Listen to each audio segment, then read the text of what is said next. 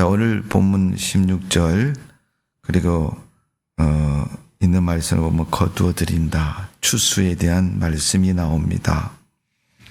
오늘 우리가 교회가 정한 절기 몇9절 절기로 예배를 드립니다. 하나님이 우리에게 주신 추수의 기쁨이 성경에만 있는 것이 아니라 여러분 삶 속에서도 풍성하기를 주님의 이름으로 축원합니다. 여러분 무엇을 거두셨습니까? 여러분 1월부터 6월 말까지 올 한 해 동안 반이 지났는데 이 절반의 세월이 지나면서 여러분에게 무엇이 열매 맺어지고 거둘 수 있는 것이 되었습니까? 그것을 통해 하나님의 축복하심을 마음껏 누리시고 복된 삶을 이루는 성도가 되시기를 주님의 이름으로 축원합니다. 우리나라 이야기는 아니지만 여러분 멕시코라는 나라 아시죠? 미국 남쪽에 있는 남미라고 얘기하는데 멕시코라는 나라에 어떤 마을에 희귀한 곳이 있습니다. 대부분 땅속에서 여러분 뜨거운 물에는 뭐라 그래요? 온천 그러잖아요. 그죠? 근데 이 마을은 뜨거운 물이 나오는 온천수가 펑펑 쏟아 나옵니다. 온천수만 나오는 게 아니라 그 온천수 옆에 아주 시원하고 찬 물이 땅속에서 솟아납니다. 그러니까 온천수 옆에 냉천수가 같이 나오는 거예요. 그 나라를 관광하는 사람들이 지날 때마다 이 멕시코는 아주 특별한 게 있습니다. 그러면서 소개를 하고 가이드가 안내할 때 그들이 한 번씩 가서 보는 거죠. 온천수가 손질하면 뜨겁고 냉천수가 넣으면 차고 얼음처럼 차고. 그래서 그 마을에 있는 여인들은 빨래를 가지고 오면 온천수에다가 담궜다가 건져가지고 냉천수에다 집어넣으면 빨래가 해결된다는 거예요. 그러니까 사람들이 야 좋겠다. 저절로 삶아가지고 한번 찬물에 헹구면 깨끗하게 되잖아요, 여러분. 근데 가이드에게 그럼 이 동네에 사는 여자분들은 다 행복하고 기쁘고 그러겠네요. 그랬더니 아닙니다. 그렇게 얘기를 하는 거예요. 왜 아닙니까? 이렇게 빨래를 쉽게 손 안 들이고 쉽게 하는데 왜 그렇습니까? 라고 얘기하니까 여기 있는 사람들은 때가 잘 빠지도록 하는 물이 없다고 불평을 합니다. 그렇게 얘기를 하는 거예요. 그러니까 여러분 온천수하고 냉천수가 있지만은 그들은 빨래의 때가 잘 빠지는 그런 세제나 비누나 물을 달라고 원하는 거죠. 여러분. 그러면서 우리 인간의 모습입니다라고 가이드가 그 관광하는 사람에게 소개를 합니다. 어쩌면 여러분 우리 사람들의 삶의 모습을 보면 그 의미 속에 그런 생각을 갖게 합니다. 어제 먹고 오늘 먹고 내일 먹고 계속 먹는 음식을 뭐라 그래요 여러분?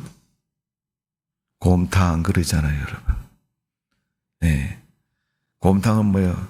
곰이 있다고 해서 곰을 끓였다고 해서 곰탕이 아니죠.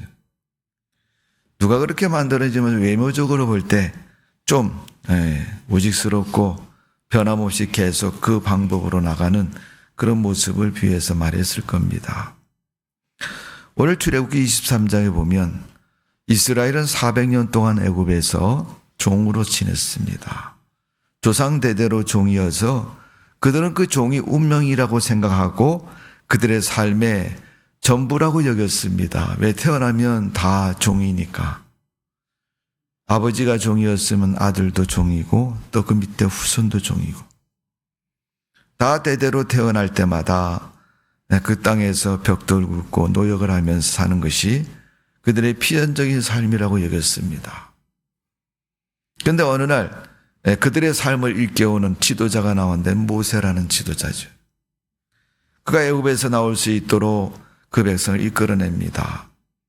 하나님은 그들에게 확신 있는 그러한 사람이 되기 위해서 하나님의 10가지 재앙을 애굽에 내리셨습니다. 물론 강력한 정치적인 지도자인 바로가 어찌할 수 없을 정도의 그러한 재앙이라고 말할 수 있지만은 그거보다는 하나님이 하나님이시라는 것을 보여주시는 거예요. 그분이 전능하신 분이고 그분이 모든 것을 다 좌우로 움직일 수 있는 분이 하나님이시라는 사실을 그들에게 가르쳐 주시고 있는 겁니다. 그래서 하나님은 모세를 통해서 하나님이 계심을 가르쳐 주시고 또 하나님이 이런 분이라는 것을 알려주십니다. 그중에 몇몇 먼 옛날에 그들의 부모들을 통해서 들었던 여호와 하나님, 그 하나님에 대해서 회상했을 것이고 또 어렴풋이 듣고 전달을 받은 그 하나님에 대한 그 모습을 그들은 그 역사 속에서 새롭게 발견했을 겁니다. 여러분 출애굽기부터 1장부터 보면 모세가 태어나서 미디안 광야를 지나서 이스라엘의 출애굽의 지도자가 되면서 다시 오면서 그들은 애굽에서 하나님이 약속한 가나안 땅을 향해서 애굽에서 나옵니다. 오늘 여러분 출애굽기 23장은 애굽에서 나온 이스라엘 백성들이 홍해를 건너 광야길에 들어와서 또 미디안 백성들하고 싸울 때도 이기게 해주셨고 또 시내산에서 하나님의 계명과 말씀을 받아가지고 이게 하나님이 있는 백성들이 살아가는 삶의 기준이여라고 모세를 통해서 하나님 말씀을 받습니다. 그리고 나서 하나님이 그들을 광야길로 인도해 가십니다. 만나와 메추라기를 먹으며 날마다 굶지 않고 하나님이 때마다 채워주셔서 그들로 하여금 살게 하셨습니다. 그런 그들이 그 광야를 지나고 하나님의 거룩한 은혜 속에 오늘 본문의 말씀에 있는 것처럼 하나님이 그들을 그렇게 해 주신 거죠. 자, 오늘 본문 15절은 너는 무교절기 지키라. 내가 내게 명한 대로 아비멜을 정한 때 이래 동안 무교병을 먹지. 이는 그 달에 내가 애굽에서 나왔음이라. 그러니까 여러분 애굽에서 나온 걸 이스라엘 백성들이 지키는 절기로 유월절 이렇게 얘기를 해요. 그래서 유월절 절기가 있고 그 다음에 이제 찾아온 지키는 절기는 바로 맥주절입니다. 오늘 성경에 있는 여러분 출애굽기 23장에 있는 맥주절, 이 맥주절을 여러분 우리가 한문으로 표현하면 보리맥자, 거들 주자, 마디절 이렇게 씁니다. 특별히 이 의미를 첫 열매를 거두는 추수라는 겁니다. 그래서 여러분 우리가 알다시피 땅에서 나는 소산물에 가을에 거두는 것은 대부분 일반적으로 우리가 먹는 쌀, 벼라고 얘기하잖아요. 그러나 일찍 여름이 시작되기 전에 거두는 그런 곡식은 뭐예요? 보리라는 음식입니다. 보리라는 곡식을 거두어서 우리가 끼니를 해결하고 먹을 수 있게 하나님이 창조하시고 허락해 주셨습니다. 그래서 특별히 이 첫 열매를 거두는 맥주절에는 이스라엘 백성들은 샤보옷이라는 특별한 옷을 입고 다 한 군데 모여서 춤을 추면서 크게 축제를 벌립니다. 여러분 이스라엘 백성들이 주로 하는 그러한 직업은 뭐예요? 짐승을 기르는 거죠. 그래서 그 짐승을 기르는 사람은 1년에 몇 차례씩 정해놓고 그 짐승의 털을 깎을 때에서 양털을 깎을 때가 있습니다. 그때는 이웃을 다 초청하고 그 양털을 통해서 얻는 수확의 기쁨을 같이 나누면서 느끼는 것을 볼 수 있습니다. 오늘날 여러분 우리가 살고 있는 이 시대의 진정한 맥주절, 과연 그렇다면 이 맥주절이라는 이 절기를 우리가 하나님으로부터 믿음 가운데 알게 되었고 받게 되었는데 우리는 이 맥주절을 이웃과 더불어서 함께 즐기고 기쁨을 나누느냐 하는 것을 보면 그렇지 않습니다. 여러분 오늘 집에 돌아가셔서라도 여러분 옆집에 사는 분하고 커피 한 잔이라도 나누시며 이웃과 함께 더불어 살아가는 기쁨을 누리는 여러분 되어지기를 주님의 이름으로 축복을 드립니다. 자, 오늘 본문 19절에 보면 내 토지에서 곧 처음 거둔 열매에 가장 좋은 것을 가져다가 내 하나님 여호와의 전에 드릴지니라. 너는 염소 새끼를 그의 점이 적과 삼지 말지니라. 그들이 맥주절에는 처음 거둔 그 곡식의 것을 하나님 앞에 드렸다는 거예요. 하나님이 열매 맺게 해주셨기 때문에 여러분,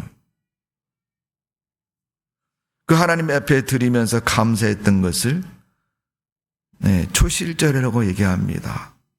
초실절은 처음 초자에다가 열매 실자, 마디절자, 그리고 6월절 지나고 나서 50일째 되는 시기, 레위기 23장 15절 16절의 말씀을 근거해서 보면 77절이라는 절기도 말하고 있습니다. 예수님 부활하신 후 50일 되는 주일, 그것을 기점으로 했을 때는 성령 강림절이라는 절기도 성경은 말씀하고 있습니다. 그러니까 이 모든 절기는 하나님과 관련된 믿음에서 만들어진 절기고 지켜지는 절기인 것입니다. 왜 이스라엘 백성들이 이렇게 절기를 지키게 됩니까? 이런 절기는 하나님을 기억하고 주신 하나님 앞에 감사하는 마음을 가지고 주님을 경배하고 경외하는 그런 믿음의 시간이기 때문에 그렇습니다. 물론 우리는 매주일마다 나와서 하나님 앞에 예배를 드리지만 특별히 예배를 드리다가 1년 중에 그 때가 되어서 절기를 지킬 때가 되면 그 절기를 통해서 하나님이 이런 날도 주셔서 기쁘고 좋은 날이구나. 여러분한테 생각해 보십시오. 여러분의 각자 생일이 있지 않습니까? 뭐 더운 때든 추운 때든 아니면 봄, 가을이든 자기가 태어난 그 날을 사람들은 잊지 않고 귀하게 여깁니다. 하나님께서도 하나님이 주신 그 은혜를 귀히 여기는 그 백성을 특별히 기억하시고 하나님은 축복해 주시는 줄로 믿습니다. 사람이 사람의 생일도 잊어버리지 않고 귀하게 여기고, 야, 오늘 생일인데 뭐 좀 특별하게 우리 밥 좀 먹어야 되지 않겠느냐. 그런 의미에서 여러분 식사를 하는 경우도 있지만은, 오늘 하나님을 그렇게 절기 때마다 하나님을 잊지 않고 생각하고 섬기도록 한 그 날에 대해서, 그 백성에 대해서 하나님 크게 축복해 주시는 줄로 믿습니다. 저희 맥주절에 많은 의미가 있지만 그중에 가장 우리가 잊지 말아야 할 의미는 하나님이 주셨다는 겁니다. 목사님, 제가 회사를 다녔고 밭에다가 콩을 심고 옥수수를 심어서 추수를 했지 하나님이 주셨습니까? 어떻게 보면 안 주신 것처럼 생각이 되지만 그 땅도 여러분 하나님이 주신 거 아닙니까? 내가 땅에다 아무리 이름 써놓고 글씨 써놔도 여러분 영원히 그것은 소유가 될 수 없습니다. 길어야 내가 죽는 날까지 내 소유인 것입니다. 내가 이 세상 떠나고 나면 그 이름 남는 거 아닙니다. 그래도 목사님, 자식들에도 잘 먹고 잘 살아야죠. 어쩌면 부분적으로 맞는 말은 되지만 영원한 소유는 아닙니다. 내 소유에다가 자녀에게 물려져서 자녀 소유가 되는 것이 아니고 하나님의 소유인 것입니다. 그래서 하나님이 주셨다는 은혜는 그 모든 것이 다 포함되어 있는 거예요. 하나님이 주셨다는 그 놀라운 은혜 속에 우리는 잊어버리고 살 때가 많아요. 그냥 저절로 생기고 내가 엄마 뱃속에서 태어났더니 다 있던 그대로니까 지금도 그대로 있는 것으로 여길 때가 많이 있습니다. 오늘 하나님이 왜 맥주절을 지키라고 말했습니까? 맥주절에는 처음 익은 열매를 거두어 드렸다는 거예요. 그 처음 익은 열매가 되도록 하는 것은 하나님이 주셨다는 것을 그 속에 담고 있는 것입니다.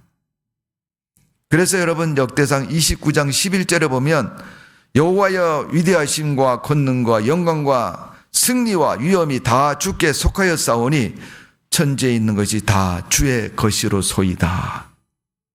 다 하나님의 것이라는, 여호와여 주권도 주께 있사오니 주는 높으사 만물의 머리이심이니라 그랬어요. 사람의 몸을 비해서 머리가 중요한 것처럼 우리 인생의 중요한 분은 바로 여호와 하나님이시라는, 우리가 믿는 하나님이시라는 거예요.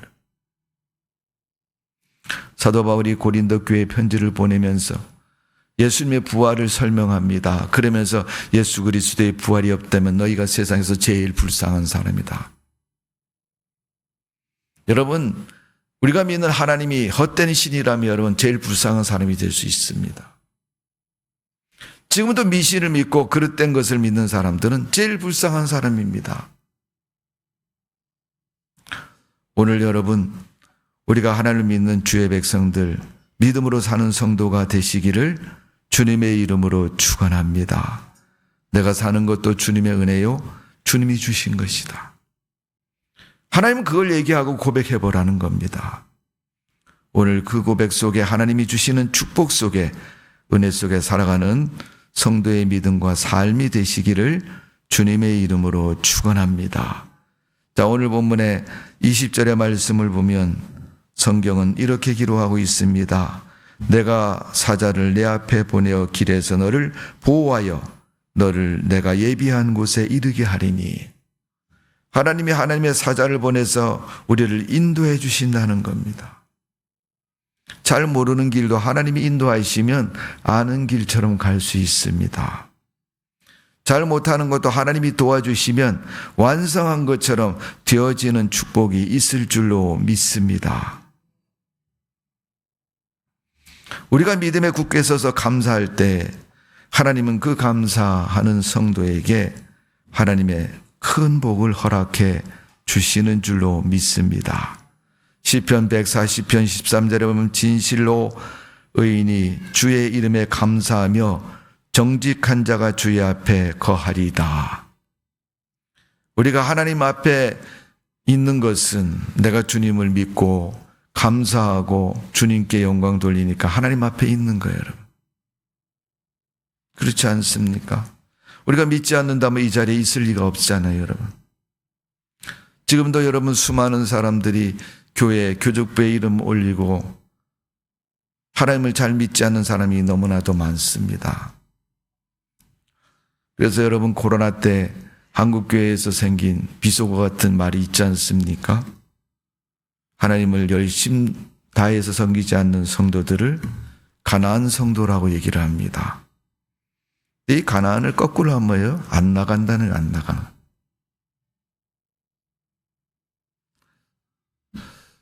교회를 안 나가는 사람, 그런데 교인이라는 거예요. 하나님의 은혜를 모르고 은혜와 상관없이 사는 거겠죠. 다윗이 시편 140편 3절에 그렇게 고백을 합니다. 진실로 주 의인이 주의 이름에 감사하며 정직한 자가 주 앞에 거한다. 진실로 거짓 없이 솔직하고 정직하게 하나님을 믿는 사람이 하나님 앞에 설 수 있다. 여러분 집에서 아이들도 그렇지 않습니까? 부모님 모르게 어디서 무슨 일이 나면 부모님 눈치를 봐요. 여러분. 부모님 뭐라 그랬습니까? 아무 말도 안 하잖아요, 여러분. 근데 먼저 스스로 눈치를 봐요. 교회에서도 여러분 교회를 잘 안 나오는 사람은 목사님 눈치를 살살살 봅니다. 여러분 하나님 앞에서도 그렇지 않겠어요? 여러분? 하나님을 잘 온전히 믿지 않으면 어떻게 하겠어요? 네. 특히 위기나 어려움이 있을 때 하늘에서 번개에 천둥만 쳐도 야 이거 떨어지는 거 아닌가? 그게 자기한테 떨어진다는 보장이 어디 있습니까? 그래도 두려운 것이죠. 오늘 여러분 우리가 내 손에 잡고 내 인생에 있는 작은 것 그거 다 하나님이 주신 것이다. 여러분 초실절이라는 것은 처음 거두어들인 열매의 의미잖아요. 여러분. 그게 크든 작든 하나님이 열매 맺게 하시고 우리에게 주셨다는 겁니다. 복음서에 보면 하나님이 주신 것에 대한 확실하고 분명한 그런 모습의 이야기가 나옵니다. 마태복음 14장에 보면 많은 사람들이 예수님 말씀을 듣고 허기가 지고 배가 고플 때 예수님이 그들을 치근히 여기시고 거저 보낼 수 없어서 그들에게 떡과 생선을 먹이셨습니다. 그게 오병이어의 기적입니다. 그때 5,000명이나 되는, 아니 그 이상 되는 엄청난 많은 사람들에게 예수님 먹이시고 12광주리가 남게 하셨습니다. 이 사건은 마가복음 6장에도 누가복음 9장에도 나옵니다. 예수님은 이 작은 것 가지고, 어린아이 도시락을 가지고 그 많은 사람을 먹이시고 12광주리가 남도록 축복해 주셨습니다. 오늘 우리가 우리 인생에서 작은 것이라도 또 그것이 하나님이 주셨다는 은혜를 깨닫고 인정하고 말하면 하나님께서 그 은혜, 그 말하는 그를 축복해 주시는 줄로 믿습니다. 그게 하나님께 영광 돌리는 일. 여러분 누가복음에 보면 예수님이 비유를 말씀하실 때 그런 얘기 나오잖아요, 여러분. 오늘 고을을 지나시는데 나사렛 예수여 우리를 불쌍히 여기달라고 소리 지르는 사람이 있었어. 야, 이게 무슨 소리냐 하고 알아보니까 문둥병 든 사람들이 예수님을 부르는 겁니다. 마을에 살 수 없고 사람들과 격리되어 있는 그들이 예수님 멀리 지나가신다는 모습을 듣고 예수님을 부릅니다. 이유는 한 가지죠. 자기 나병을 고치려고. 그때 예수님이 그 10명을 다 고쳐주셨습니다. 그때 한 사람이 예수님을 찾아와서 예수님, 내 나병을 고쳐주셔서 감사합니다 라고 예수님께 감사를 했습니다. 그때 예수님이 그에게 묻습니다. 나머지 9은 어디 갔느냐? 여러분 9명이 어디 갔습니까? 여러분 기도 가운데 한번 그 답을 한번 찾아보십시오. 그 9명이 내가 아닌가라고 한번 더 생각해 보시고, 오늘 감사하는 그의 향해서 예수님이 그 영혼을 구원을 하셨습니다. 감사하는 여러분, 얼마나 놀라운 축복을 가져오는지 모릅니다. 그래서 오늘 보면 25절, 26절, 또 28절의 말씀을 보면 하나님께서 감사하는 자에게 주시는 더 큰 축복을 말하고 있습니다. 감사 뒤에 주시는 축복을 말하는 겁니다. 자, 오늘 본문의 말씀을 보면 25절, 26절을 보면 내 하나님 여호와를 섬기라. 그리하면 여호와가 너희의 양식과 물에 복을 내리고 너희 중에 병을 제하리니 내 나라에 낙태하는 자가 없고 임신하지 못하는 자가 없을 것이라. 내가 너의 날수를 채우리라. 그가 살아서 세상 사는 만큼까지 하나님이 그를 보호하고 지켜주신다는 것. 오늘 본문에 있는 말씀처럼 여러분 더 큰 축복은 뭐겠어요? 20절의 말씀을 보면 하나님의 사자를 보내서 그를 보호하고 인도해 주신다는 거예요. 갈 길을 모르고 방향을 잊어버리면 여러분 허덕이고 헤매이는 겁니다. 대부분 이 허덕이고 헤매이는 사람은 길을 가르쳐 주실 때 딴짓하는 사람입니다. 어떤 분들은 그런 얘기를 합니다. 요즘 운전하시는 분들 내비게이션이 필수라고 얘기하잖아요. 처음 가는 것도 참 잘 찾아주잖아요.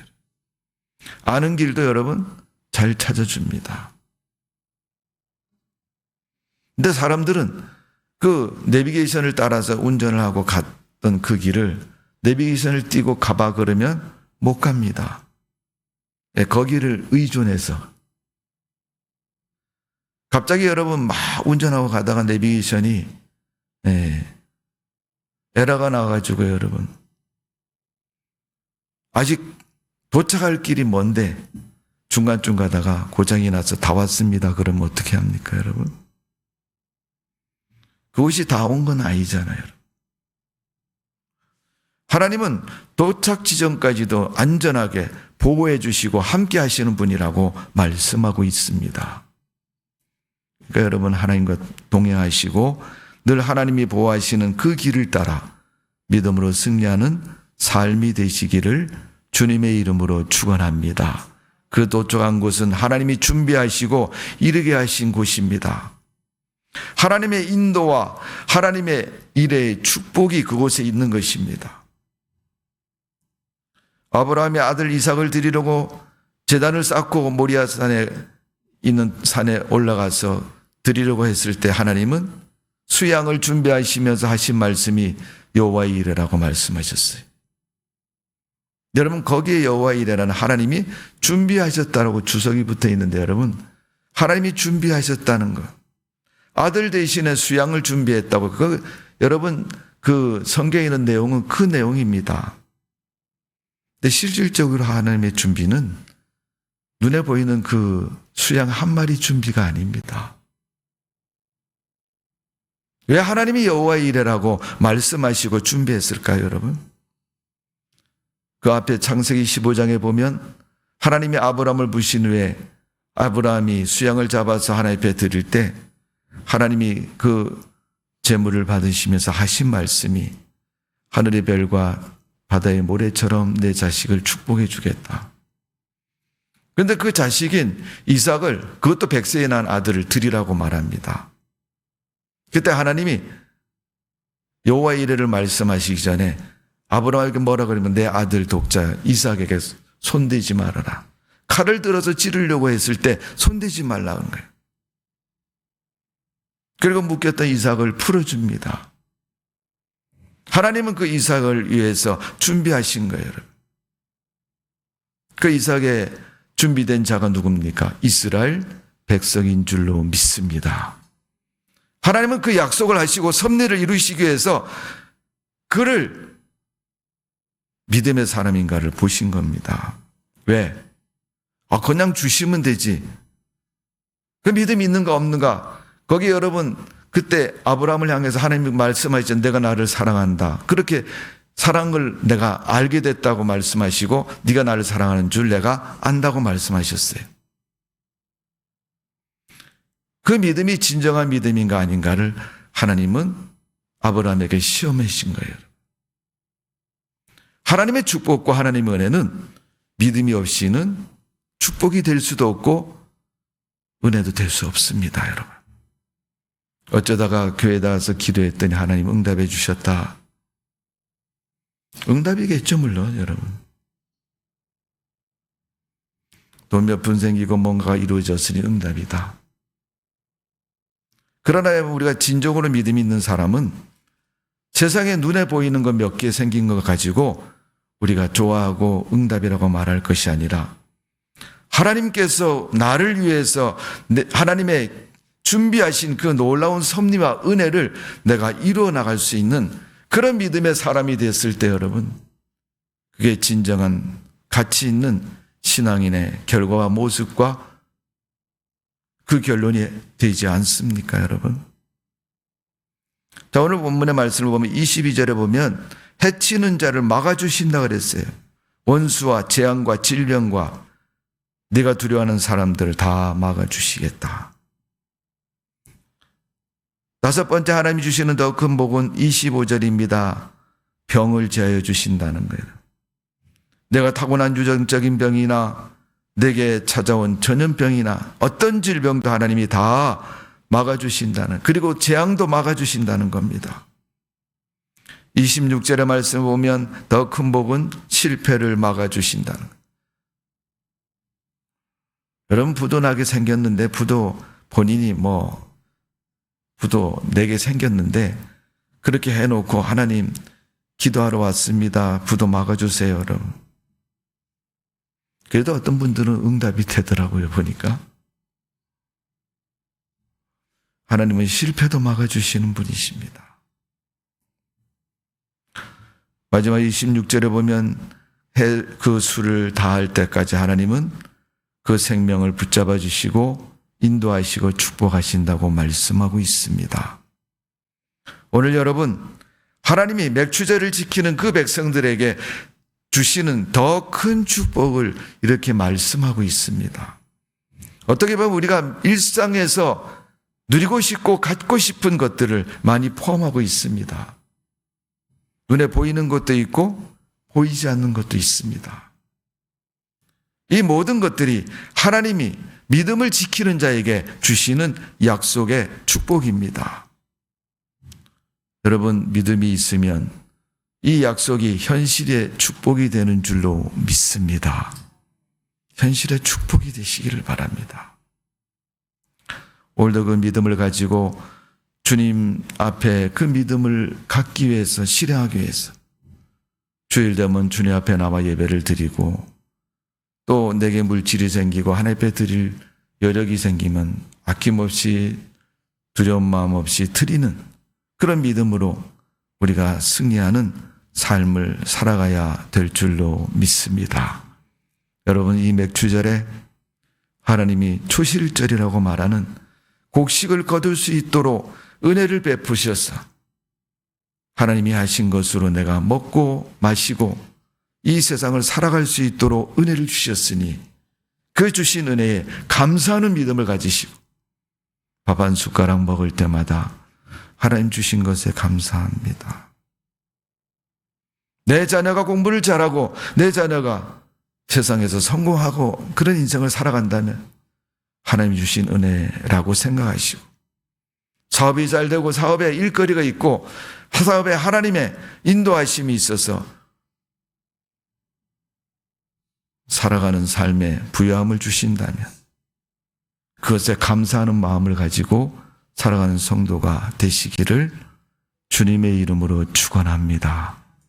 기도하겠습니다. 아버지 하나님, 우리는 하나님이 주신 것을 주신 것이라고 여기지 않을 때가 많이 있습니다. 그래서 하나님이 하나님이라고 말하지 않고 하나님께서 계신다고도 생각하지 않습니다. 그러나 하나님은 여전히 계시고 이스라엘을 주관하셨던 그 하나님의 은혜가 오늘날 이 시대에 우리도 주관하시고 섭리하시고 우리도 인도하시고 축복해 주시는 줄로 믿습니다. 그들이 열심을 품고 주님을 섬겼던 광야 생활처럼 우리 인생은 죄악이 많은 악한 세상을 살아가는 광야와 같은 삶을 살고 있습니다. 이런 삶 속에서 하나님만을 바라보고 하나님께 영광 돌리는 믿음으로 살게 하여 주옵소서. 특별히 맥주절을 맞이해서 절기를 잃지 않고 하나님 앞에 예배를 드리며 드리는 예물을 받으시고 하나님이 우리 심령과 삶에 하나님의 더 큰 축복을 허락하여 주옵소서.